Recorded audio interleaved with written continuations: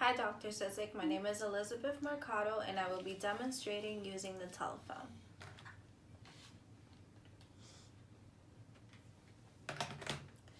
For my starting position, my elbow will be an extension by triceps brachii at the humeroradial and the humeroulnar joints. My forearm will be pronated at the proximal radial ulnar joint by pronator teres, and at the distal radial ulnar joint by pronator quadratus. I will be holding the phone in a cylindrical grip. At that point, my wrist will be in a slight extension by extensor carpi radialis longus, extensor carpi radialis brevis, and extensor carpi ulnaris. This will also cause a slight radial deviation. At the wrist, there are four joints: the radial carpal joint, the midcarpal joints, the carpal metacarpal joints, and the intercarpal joints. Moving on to the first metacarpal, this is where the flexor pollicis will flex the MCP joint, or the carpal metacarpal joint, and then in the interphalangeal joint will be flexed by flexor pollicis longus. Adductor pollicis will also flex the MCP joint. Moving on to the digits of the hand, 2 to 5, at the MCP, there will be flexed by the lumbricals, and they will be assisted by the dorsal interossei as well as the palmar interossei.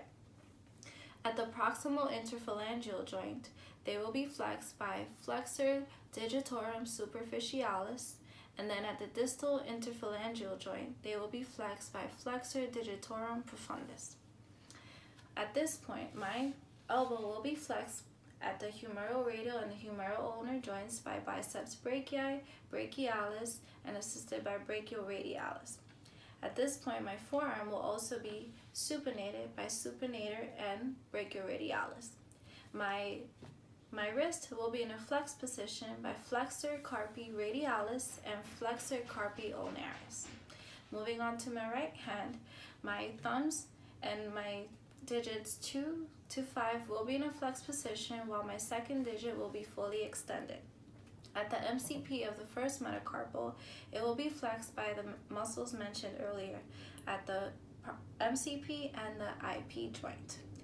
For the second digit at the MCP joint, it will be fully extended by extensor digitorum and extensor indicis. At the IP joint of the second finger, it will be extended by the lumbricals and extensor digitorum.